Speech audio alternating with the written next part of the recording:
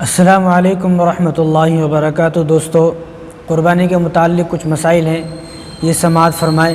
قربانی کے متعلق جو جانور ہیں، پہلے جانور کے متعلق سنیں آپ کہ قربانی کے جو جانور ہیں وہ 8 جانور ہیں، جس کو اللہ تبارک و تعالیٰ نے قرآن کریم میں ارشاد فرمایا کہ ثمانیۃ ازواج، کہ 8 جانور ہیں۔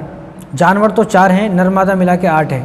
اونٹ نرمادہ 2، بیل نرمادہ 4، بکری نرمادہ 6 اور بھیڑ دمبا۔ تو یہ 8 جانور ہیں، ہے تو 4 لیکن نرمادہ ملا کے 8 جانور ہوتے ہیں۔ تو انہی 8 جانور کی قربانی ہے۔ ان 8 جانوروں کے علاوہ کسی اور کی قربانی نہیں ہو سکتی۔ اور بہت سارے جانور حلال ہیں لیکن ان حلال جانوروں کی قربانی نہیں ہو سکتی، انہی کی ہوگی۔ کیونکہ یہ وہ جانور ہیں جو پالتو جانور ہیں، گھریلو جانور ہیں، جو پالتو اور شریف اور گھریلو جانور ہیں، اور وہ جانور جن کو انسان پالتا ہے۔ انسان کو جس جانور سے محبت ہوتی ہے بس اسی جانور کی اللہ تبارک و تعالیٰ نے قربانی مانگی ہے، اس کے علاوہ کسی جانور کی قربانی آپ نہیں کر سکتے۔ اور دوسری بات، یہ جو جانور ہیں اس میں اونٹ ہیں، اونٹ کم سے کم 5 سال کا ہونا چاہیے۔ 5 سال سے اگر ایک دن 1 گھنٹہ بھی کم ہے تو اس کی قربانی نہیں ہوگی۔ اسی طرح بیل ہے، بھینس ہے، ان کی عمر کم سے کم 2 سال کی ہونی چاہیے۔ اگر 2 سال سے 1 دن بھی کم ہے اور 1 گھنٹہ بھی کم ہے تو اس کی قربانی نہیں ہوگی۔ اور بکری ہے تو بکری اور بھیڑ دمبا، ان کی عمر کم سے کم 1 سال کی ہونی چاہیے۔ اور بھیڑ دمبا میں یہ اجازت ہے، اگر بھیڑ دمبا 6 مہینے کے ہیں اور 6 مہینے کا ایسا موٹا تازہ ہے، بھاری بھرکم ہے کہ ایسا لگتا ہے 1 سال کا ہے۔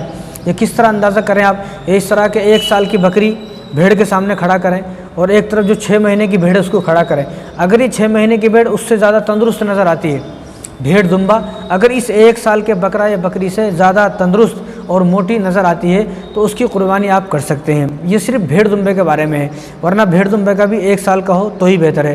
ورنہ جو بکرا اور بکری ہیں ان کی عمر 1 سال سے کم نہیں ہونی چاہیے۔ اگر 1 سال سے کم ہے تو ان کی قربانی نہیں ہوگی۔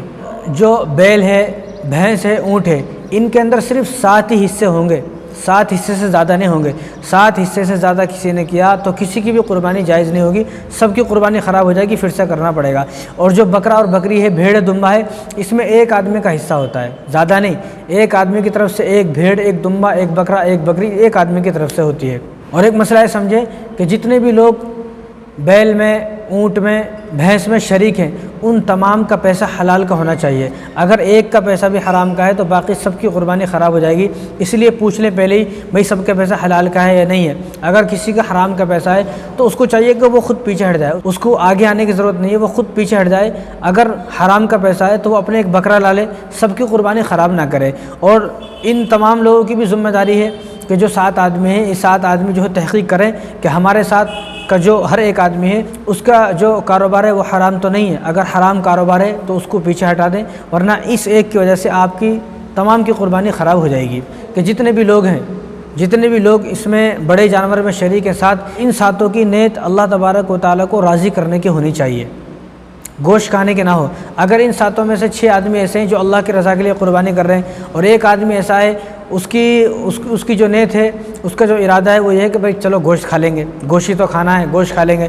اگر اس کا یہ ارادہ ہے صرف گوشت کھانے کا یا گوشت سے فائدہ اٹھانے کا یا اس جانور سے فائدہ اٹھانے کا، اس کا ارادہ اللہ کو راضی کرنے کا نہیں ہے تو کسی کی بھی قربانی جائز نہیں ہوگی، سب کی قربانی خراب ہے، سب کو پھر سے کرنا پڑے گا۔ اس لیے جو 7 لوگ ہیں بڑے جانور میں، ان 7 کی 7 کی جو نیت ہے اس نیت کا درست ہونا ضروری ہے۔ اگر نیت ایک کی بھی درست نہیں ہے تو کسی کی بھی قربانی نہیں ہوگی۔ اسی طرح کوئی آدمی بکری کر رہا ہے یا بھیڑ دمبا جو بھی کر رہا ہے تو اس کی نیت بھی صاف ہو، اس کی نیت بھی اللہ کو راضی کرنے کی ہو۔ کیونکہ دوستو گوشت تو مل ہی جائے گا، جو آپ کا ایک حصہ ہے اس حصے کا گوشت تو آپ کو ملے گا ہی، وہ اس کو پھینکا نہیں جائے گا، وہ تو آپ کو ملے گا ہی۔ لیکن آپ کو اپنی نیت کو درست کرنا ضروری ہے۔ اگر آپ کی نیت ہی خراب ہے، آپ کی نیت صحیح نہیں ہے تو کسی کی بھی قربانی جائز نہیں ہوگی، سب کی قربانی خراب ہو جائے گی۔ اور ایک مسئلہ یاد رکھیں کہ خصی جانور، جو خصی جانور ہے، خصی بکرا ہے، کوئی بھی جانور خصی ہے، پیدائشی خصی نہیں بلکہ جو بعد میں خصی ہوا، وہ خصی جو جانور ہے اس کی قربانی کرنا افضل ہے، اس کی قربانی کر سکتے ہیں۔ اور مسند احمد کی روایت ہے، حضرت عائشہ رضی اللہ تعالیٰ عنہ فرماتی ہیں کہ حضور صلی اللہ علیہ وسلم کو میں نے دیکھا کہ آپ صلی اللہ علیہ وسلم 2 خصی جانور، 2 خصی مینڈوں کی قربانی کر فرماتے تھے، اور آپ ان کو پسند بھی فرماتے تھے کیونکہ خصی کرنے سے اس کی جو طاقت ہے اور زیادہ بڑھے گی، تو زیادہ طاقتور ہوگا، زیادہ مضبوط ہوگا اور زیادہ گوشت والا ہوگا تو زیادہ اس میں گوشت نکلے گا تو اس کا زیادہ ثواب ہے۔ تو خصی جانور کی قربانی کر سکتے ہیں، یہ بھی افضل ہے۔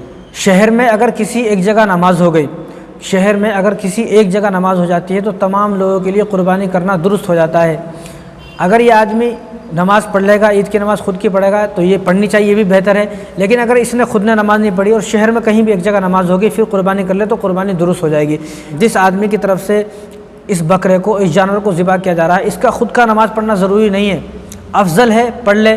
لیکن اگر اس نے اپنے نماز پڑھنے سے پہلے قربانی کر لی اور شہر میں کہیں ایک جگہ نماز ہو جائے، اس کے بعد شہر میں، پورے شہر میں کہیں بھی اگر قربانی ہوتی ہے تو سب کی قربانی درست ہو جائے گی۔ خود کا نماز پڑھنا ضروری نہیں ہے، نماز کا ہونا ضروری ہے۔ خود کا نماز پڑھنا ضروری نہیں ہے، نماز کا شہر میں کسی ایک جگہ ہو جانا ضروری ہے۔ بس کسی ایک جگہ بھی نماز شہر میں ہو گئی عید کی نماز تو بس اپنے قربانی کر سکتے ہیں سب۔ اور گاؤں ہے، گاؤں دیہات میں جہاں عید کی نماز نہیں ہوتی ہے تو وہ صبح صادق کے بعد، جب پہلے دن جب فجر کی اذان ہو جاتی ہے تو فجر کی اذان کے بعد گاؤں والے جہاں پر عید کی نماز نہیں ہوتی ہے وہ لوگ قربانی کر سکتے ہیں۔ ان کے لیے عید کی نماز پڑھنا ضروری نہیں ہے، فجر کی نماز پڑھنا ضروری نہیں ہے کہ وہ فجر کی نماز پڑھیں گے یا شہر میں جائیں گے عید کی نماز پڑھ کے پھر آئیں گے، ایسا نہیں۔ بلکہ اذان ہو گئی فجر کی، صبح صادق کا وقت ہو گیا، گاؤں دیہات جہاں عید کی نماز نہیں ہوتی ہے یہ مسئلہ ان کے بارے میں ہے۔ گاؤں دیہات کے لوگ صبح صادق کے بعد اپنی قربانی کر سکتے ہیں۔ اسی طرح کوئی آدمی شہر کا ہے اور اس کا جو جانور ہے وہ گاؤں میں ہے تو اس آدمی کا نماز پڑھنا ضروری نہیں ہے۔ جب گاؤں میں اس کا جانور ہے تو جب گاؤں میں صبح صادق ہو جائے، فجر کی اذان ہو جائے تو یہ قربانی کی جا سکتی ہے۔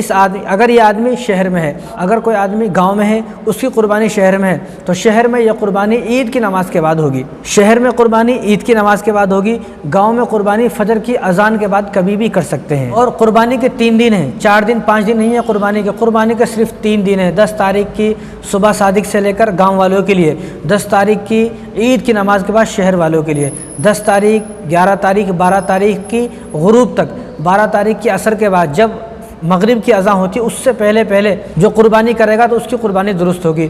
تو 10 تاریخ کی شہر والوں کے لیے عید کی نماز کے بعد، گاؤں والوں کے لیے صبح صادق کے بعد، 10 تاریخ پورا دن، 11 تاریخ کا پورا دن، 12 تاریخ کی عصر کے بعد سے جو مغرب کی اذان ہوتی ہے، مغرب کی اذان سے پہلے 12 تاریخ کو کر لی جائے، مغرب کی اذان کے بعد نہیں۔ جو آدمی مغرب کی اذان کے بعد کرے گا اس کی قربانی درست نہیں ہوگی، یہ بس ایک عام اس نے جانور ذبح کیا ہے۔ اور دوسری بات، وقت میں بھی اختلاف ہے، بعض لوگ یہ بولتے ہیں رات میں نہیں کرنا، تو یہ اس زمانے کی بات تھی۔ اس زمانے میں رات میں لائٹ نہیں ہوتی تھی، اب تو ماشاءاللہ کیا لائٹ ہے، اب تو شادیاں بھی رات میں ہوتی ہے، اب تو ولیمے بھی رات میں ہوتے ہیں، یعنی اب تو ساری دعوتیں رات میں ہوتی ہیں۔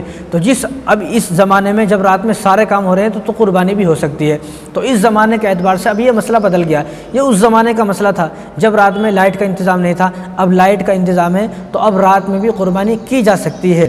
اگر کوئی آدمی اب بھی اندھیرے میں قربانی کرے گا تو نہیں ہوگی، بلکہ اگر رات میں لائٹوں کا انتظام ہے تو قربانی کی جا سکتی ہے، اس میں کوئی حرج نہیں ہے۔ رات کو اگر کوئی آدمی قربانی کرے گا تو قربانی ہو جائے گی۔ بعض لوگ یہ سوچتے ہیں کہ رات میں قربانی نہیں کرنا، رات میں قربانی کرے تو قربانی نہیں ہوتی، ایسا نہیں ہوتا۔ اگر رات میں قربانی نہیں ہوتی تو پہلے دن جو گاؤں والوں کے لیے مسئلہ ہے، گاؤں والے جہاں عید کی نماز نہیں ہوتی ہے تو وہاں گاؤں والے صبح صادق کے بعد قربانی کر سکتے ہیں۔ صبح صادق رات میں ہوتی ہے، صبح صادق کا جو وقت ہوتا ہے اس میں بالکل اندھیر ہوتا ہے، اجالا نہیں ہوتا ہے، اجالا اور روشنی تو فجر کی نماز کے بعد روشنی ہوتی ہے، اور یہ اندھیر صبح صادق کے وقت تو اندھیر ہوتا ہے۔ تو صبح صادق کے وقت جب اندھیر ہوتا ہے تو مسئلہ یہاں سے یہ سمجھ میں آتا ہے کہ رات میں بھی قربانی کی جا سکتی ہے اگر آپ کے پاس لائٹوں کا انتظام ہے۔ اگر آپ کے پاس لائٹوں کا انتظام نہیں ہے پھر نہیں کر سکتے آپ۔ اگر آپ کے پاس لائٹ کا انتظام ہے تو آپ رات میں بھی قربانی کر سکتے ہو، دن میں بھی قربانی کر سکتے ہو، شام میں، صبح میں، دوپہر میں، عصر کے بعد، عشاء کے بعد، فجر سے پہلے، ان 3 دنوں کے اندر کبھی بھی آپ قربانی کر سکتے ہو، آپ کی قربانی ہو جائے گی۔ ایک مسئلہ یاد رکھیں کہ جو بڑا جانور ہے اس بڑے جانور میں 7 حصے ہوتے ہیں، تو 7 جو آدمی ہیں ان 7 کے 7 کو جب گوشت دیا جائے گا قربانی کے بعد، اس جانور کو ذبح کرنے کے بعد وہ تول کے دیا جائے گا، اندازے سے نہیں دیں گے، بلکہ سب کو تول کر دیں گے، چاہے آپ کے درمیان کتنی محبت ہے۔ ہاں، اندازے سے جب دے سکتے ہیں آپ جب آپ کا چولہا ایک ہو، آپ کے درمیان اخلاص والی محبت ہے، سچ میں محبت ہے، اور گھر ایک ہے، ایک خاندان میں ایک جگہ آپ کا کھانا پکتا ہے تو آپ اندازے سے لے سکتے ہو۔ اور دوسری بات، اندازے سے جب لے سکتے ہو کہ اس کے کلیجی، گردے، پائے، سر، جو اس کی جتنی بھی چیزیں ہیں، یعنی وہ چیزیں جن چیزوں کو عام طور سے کھایا نہیں جاتا ہے، اب سر ایک ہے، 7 سر تو نہیں ہے، پیر 4 ہیں، 7 پیر تو نہیں ہے، اگر آپ اندازے سے دے رہے ہو تو سر کے بھی ٹکڑے کریں گے اور برابر تقسیم کریں گے، پیروں کے بھی ٹکڑے کریں گے، برابر تقسیم کریں گے، دل ہے، گردہ ہے، اور جو کلیجی ہے, جو بہت ساری چیزیں کھانے کی, ان تمام کے بھی ٹکڑے ٹکڑے کریں گے. پھر آپ اندازے دے سکتے ہو ان سب کو ٹکڑے ٹکڑے کر کر 7 جو حصے ہیں وہ 7 جگہ پر گوشت کو رکھیں اور ان کے ٹکڑے ٹکڑے کر کے وہ 7 جگہ پر رکھیں. پھر اندازے سے کہ بھائی برابر ہے جب کر سکتے ہیں آپ. لیکن اگر آپ سر کے ٹکڑے نہیں کر رہے, پیر کے ٹکڑے نہیں کر رہے, دل گردہ کلیجی ان کے ٹکڑے نہیں کر رہے ہیں, تو آپ اندازے سے نہیں دے سکتے, آپ کو تولنا پڑے گا. یہ سودی اموال میں سے یہ مسئلہ ہے, یہ سمجھنا پڑے گا. اب آپ کو یہ مسئلہ سمجھ میں آئے یا نہ آئے اس بات سے کوئی مطلب نہیں ہے, یہ مسئلہ ہے, آپ کو یہ مسئلہ سمجھنا پڑے گا کہ تول کر ہی دینا ضروری ہے, اندازے سے آپ نہیں دے سکتے. اور قربانی کا گوشت جو ہے وہ غیر مسلم کو بھی دے سکتے ہیں, غیر مسلم ہو, یہودی ہو, عیسائی ہو, ان کو دے سکتے ہیں, کیونکہ آپ صلی اللہ علیہ وسلم تو قربانی کے ایام میں مدینے میں کے اندر جو یہودی تھے ان کی دعوتیں فرماتے تھے, آپ دعوت کرتے تھے, اور جو آپ صلی اللہ علیہ وسلم قربانی کرتے تھے اس قربانی کا گوشت غیر مسلموں کو گھر بھی پہنچاتے تھے آپ, تاکہ محبت قائم رہے, تاکہ الفت قائم رہے. تو غیر مسلموں کو بھی دے سکتے ہیں. غیر مسلموں کو زکوٰۃ اور فطرے کا پیسہ نہیں دے سکتے, باقی زکوٰۃ کے علاوہ, فطرے کے علاوہ جو قربانی کا گوشت ہے وہ غیر مسلم کو دیا جا سکتا ہے. لیکن اس میں ایک مسئلہ یاد رکھیں کہ غیر مسلم کو دینے کا مطلب یہ نہیں ہے کہ ایک آدمی تھیلے میں گوشت بھرے اور سارے غیر مسلموں کو تقسیم کرے, ایسا نہیں. بلکہ مسئلہ یہ ہے کہ ایک بستی ہے, اس بستی میں 15-20 مسلمانوں کے گھر ہیں, 2-4 گھر ہندوؤں کے ہیں. آپ جب تقسیم کر رہے ہیں, تقسیم کرتے کرتے بیچ میں غیر مسلم کا گھر آ گیا تو آپ اس کو دے دیں, یا کوئی غیر مسلم آپ کے گھر کو آ گیا گوشت لینے, آپ اس کو دے دیں. اس طرح ایسا نہیں کہ تھیلے میں بھر کر بس اب میں غیر مسلموں کو دوں گا, اب ہندوؤں کو دوں گا, اب کہ مسلمانوں کو نہیں دوں گا, ایسا نہیں. بلکہ آپ جب تقسیم کر رہے ہیں, تقسیم کرتے کرتے کوئی غیر مسلم راستے میں مل گیا, کوئی غیر مسلم کا گھر راستے میں اگر آ گیا تو آپ اس کو بھی دے سکتے ہیں, دیا جا سکتا ہے. ایسا نہیں کہ غیر مسلموں کو نہیں دینا, بلکہ غیر مسلم جو آپ کے گھر کے اطراف ہیں, آپ کے گھر کے قریب ہیں, اور آپ کے محلے پڑوسی ہیں, اور آپ کی گلی کے جو غیر مسلم لوگ ہیں ان کو دینا چاہیے تاکہ محبت قائم رہے. تو غیر مسلموں کو بھی قربانی کا گوشت دے سکتے ہیں, جتنا چاہے اتنا دے سکتے ہیں. بعض لوگ یہ پوچھتے ہیں کتنا دے, جتنا آپ کی مرضی اتنا دے, جتنا آپ مسلمانوں کو دے رہے ہیں اتنا ہی غیر مسلموں کو بھی دے سکتے ہیں. جو جانور ہیں قربانی کے, اس جانور سے متعلق چند مسئلے سمجھ لیں. اگر کوئی جانور لنگڑا ہے, ایسا لنگڑا کہ اپنے پیر کا سہارا لے کر بھی نہ چل سکے, اور اتنا لنگڑا ہے کہ 3 پیر ٹھیک ہیں, ایک پیر ایسا ہے کہ اس ایک پیر سے سہارا لے کر بھی نہیں چل سکتا, وہ نیچے زمین پر رکھ ہی نہیں سکتا, تو ایسے جانور کی قربانی نہیں ہوگی. اگر وہ چوتھے پیر سے سہارا لے کر چلتا ہے, سہارا لے کر آہستہ آہستہ آہستہ آہستہ اپنے جہاں پر اس کو چارہ ڈالا جاتا ہے اس تک اگر وہ پہنچ سکتا ہے, جہاں پر اس کو گھاس وغیرہ کھلائی جاتی ہے, پانی وغیرہ پلایا جاتا ہے, اگر وہاں تک خود اپنے پیر پر سہارا لے کر چلا گیا تو اس کی قربانی کر سکتے ہیں. لیکن اگر 3 پیروں میں سے ایک پیر خراب ہے اور اس کا سہارا نہیں لے سکتا تو اس کی قربانی ہرگز جائز نہیں ہے, اس کی قربانی نہیں کر سکتے آپ. جو کوئی جانور اندھا ہے, اتنا اندھا ہے کہ وہ دیکھ نہیں سکتا, ایسے اندھے جانور کی قربانی نہیں کر سکتے. اور کانا جانور ہے, ایک آنکھ ہے ایک آنکھ نہیں ہے, کانا ہے, تو کانے جانور کی قربانی نہیں ہو سکتی. لیکن اگر کسی کی دونوں آنکھیں ہیں لیکن اس کو کم نظر آتا ہے, یعنی اس کا طریقہ یہ ہے کہ آپ اس کو دور سے گھاس دکھائیں. اگر آپ اس کو دور سے گھاس دکھا رہے ہیں اور وہ گھاس دیکھ کر آپ کے پاس آ گیا, گھاس اس نے کھا لی, تو آپ یہ سمجھیں کہ اس کو نظر آ رہا ہے ابھی.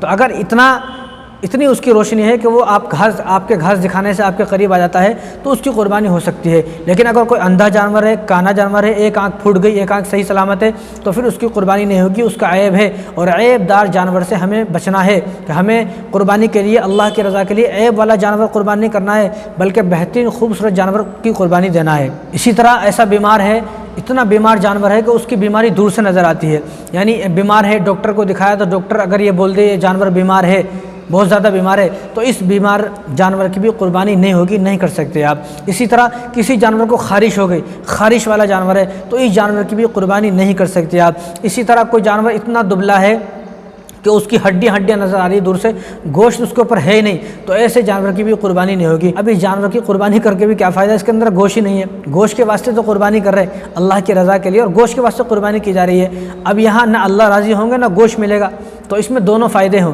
اللہ بھی مجھ سے راضی ہو اور مجھے اس کے قربانی کرنے کے بعد اور اس کو ذبح کرنے کے بعد مجھے گوشت بھی ملے, تو دونوں فائدے ہیں. اب دونوں فائدے کے لیے کیا ہونا چاہیے, موٹا, تندرست اور صحت مند جانور ہونا چاہیے. تو خارش والا جانور, بیمار جانور اور دبلا جانور, ان کی قربانی نہیں کر سکتے آپ. بوڑھا جانور, ایسا بوڑھا جانور ہے, بالکل کئی سال کا جانور ہے, بالکل بوڑھا ہو گیا اور معلوم ہو جاتا ہے بوڑھا جانور ہے, جوان جانور ہے, تو ایسا بوڑھا جانور جو بالکل مریل ہو گیا, جس کی ہڈیوں پر گوشت ہی نہیں ہے, تو ایسے بوڑھے جانور کی بھی آپ قربانی نہیں کر سکتے. اور جس جانور کی دم پیدائشی طور پر نہیں ہے, दुम जो है, पूँछ है, जो दुम है वो अगर पैदाइशी तौर पर नहीं है, चाहे जानवर बड़ा हो छोटा हो कोई भी हो, जो ये 4 जानवर है कुर्बानी के, बैल है, भैंस है, बकरा है, दुम्बा है, ऊँट है, इनमें से अगर किसी की दुम पैदाइशी तौर पर नहीं है तो ऐसे जानवर की कुर्बानी नहीं होगी। या दुम तो है, बिल्कुल छोटी सी दुम है, तो ऐसे जानवर की भी कुर्बानी नहीं होगी। या दुम तो है खूब बड़ी लेकिन तीसरे हिस्से से कम कटी हुई है, ये तो उसकी कुर्बानी की जा सकती है। अगर तीसरे हिस्से से ज़्यादा है, अगर तीसरे हिस्से से ज़्यादा दुम कटी हुई है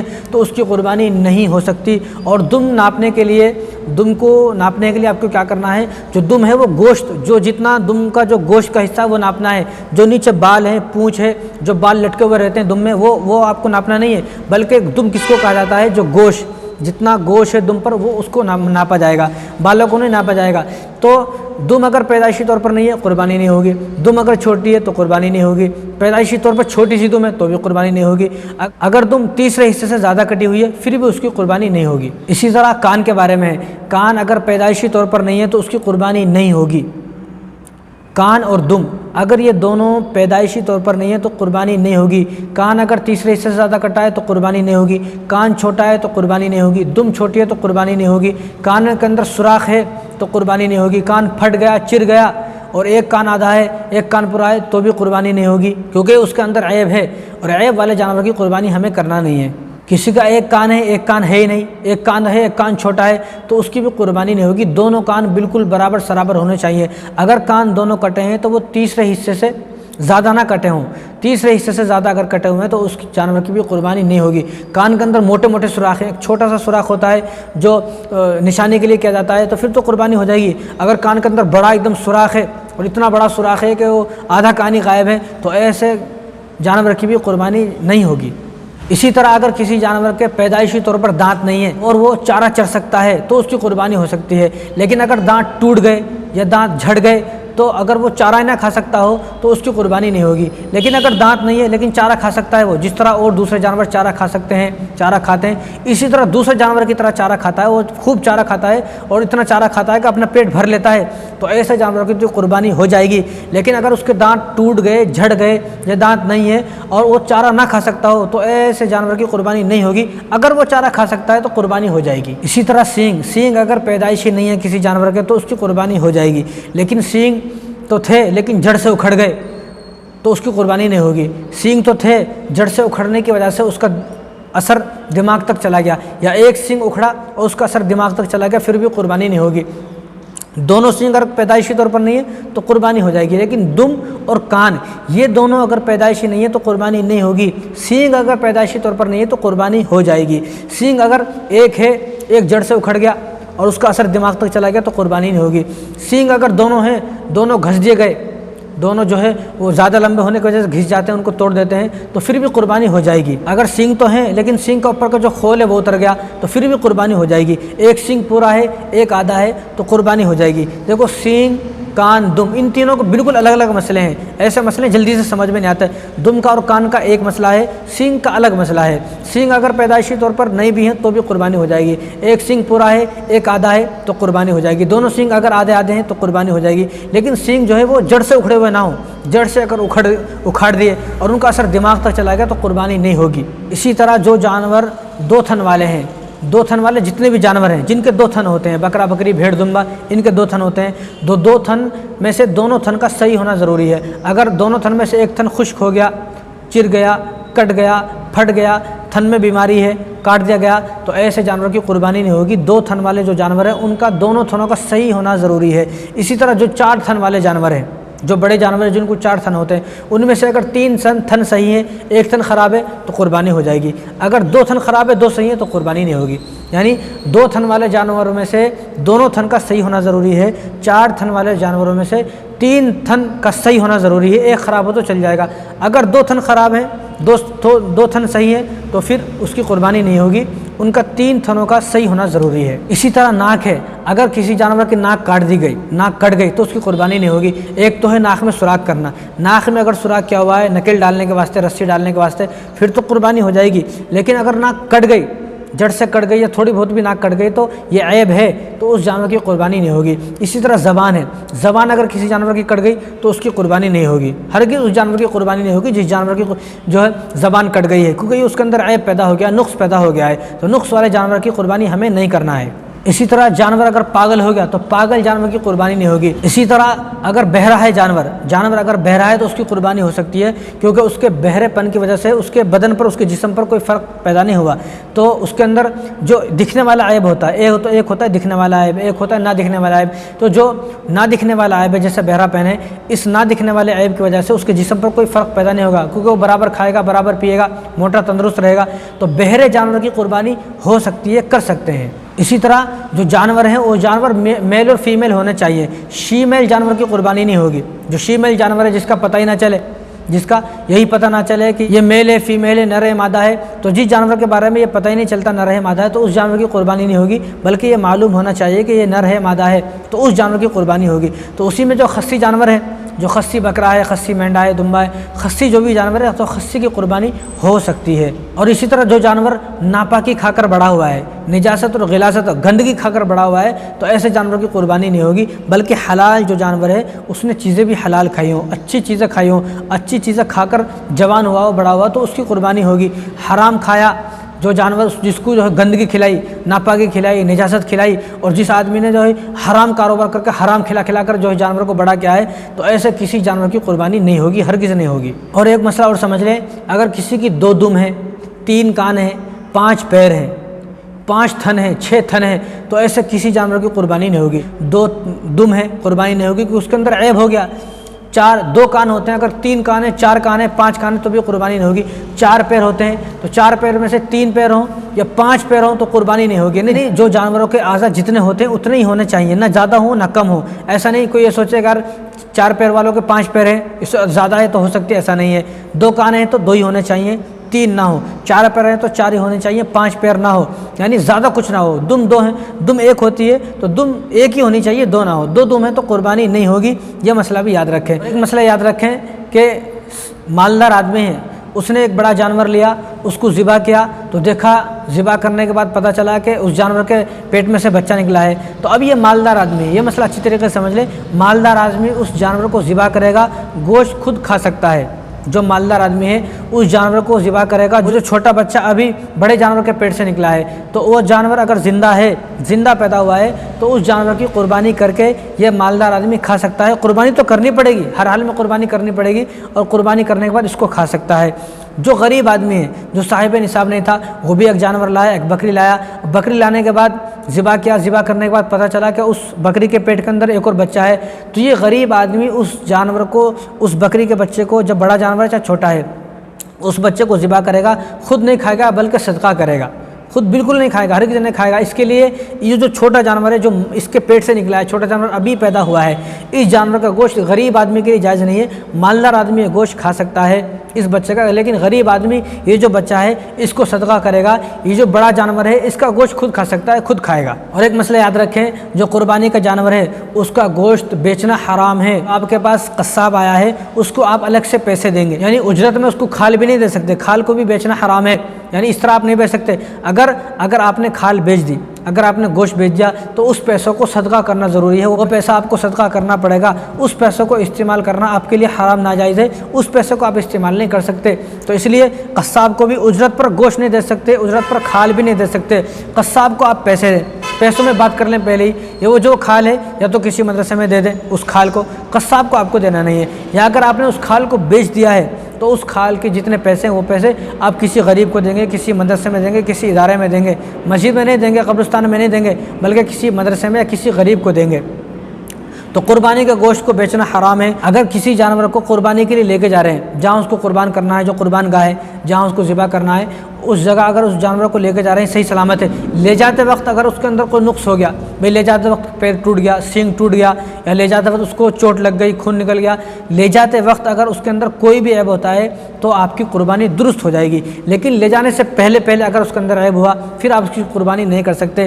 لیکن آپ کہیں لے کے جا رہے ہو، چاہے کہیں دور لے کے جا رہے ہو، چاہے کہیں پاس لے کے جا رہے ہو، جب آپ اس کو ذبح کرنے کے لیے لے کے چل دیے، اب لے کے چلنے اس راستے میں اس کے اندر جتنے بھی نقصان ہوتے ہیں، اور جتنے بھی حادثے ہوتے ہیں، اگر کچھ بھی حادثہ ہو جائے، اس کا ہاتھ پیر ٹوٹ جائے، کتنا ہی بڑا نقصان ہو جائے، تو پھر بھی آپ کو قربانی اس کی کر سکتے ہیں، قربانی جائز ہو جائے گی۔ لیکن اگر اس سے پہلے اس کے اندر کوئی نقص پیدا ہوا تو پھر قربانی آپ نہیں کر سکتے۔ مسئلہ یہ سمجھیں، اگر شہر میں کہیں عید کی نماز ہو گئی، اب عید کی نماز کے بعد لوگوں نے اپنے جانور کو ذبح کر لیا، بعد میں معلوم ہوا کہ وہ عید کی نماز صحیح نہیں ہوئی، یعنی عید کی نماز میں کوئی غلطی ہو گئی، امام صاحب کا وضو نہیں تھا، یا نماز میں کوئی غلطی ایسی ہو گئی کہ اس غلطی کی وجہ سے بعد میں پتہ چلا کہ نماز نہیں ہوئی عید کی، اب پھر دوبارہ عید کی نماز پڑھ رہے ہیں۔ اب ادھر ان لوگوں نے، جو لوگ عید کی نماز پڑھ کے آئے، ان لوگوں نے اپنے جانوروں کو ذبح کر دیا، اب ادھر عید کی نماز نہیں ہو تو کیا کرے؟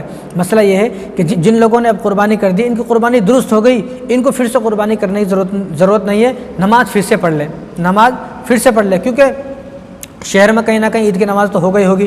اب اگر ایسا ہوا ہے عید کی نماز نہیں ہوئی تو ان کی غلطی نہیں ہے، اس غلطی کو چھوڑ دیا جائے گا، یہ غلطی معاف ہے۔ عید کی نماز پھر پڑھ لیں، لیکن یہ عید کی نماز بھی زوال کے وقت سے پہلے پہلے ہو، ایسا نہ ہو کہ ظہر کے بعد عصر کے بعد عید کی نماز پڑھنے لگے، بلکہ یہ عید کی نماز بھی زوال کا وقت ختم ہونے سے پہلے پہلے ہو۔ زوال کے بعد اگر ختم ہو گیا تو پھر اب عید کی نماز نہیں پڑھ سکتے۔ عید کی نماز کا جو وقت ہے وہ اشراق سے لے کر زوال تک ہوتا ہے، زوال تک ہی آپ عید کی نماز پڑھ سکتے ہیں، اس کے بعد آپ کو عید کی نماز نہیں پڑھنا ہے۔ اگر معلوم ہو گیا عید کی نماز صحیح نہیں ہے تو چھوڑ دینا، سب کی طرف سے معاف ہے۔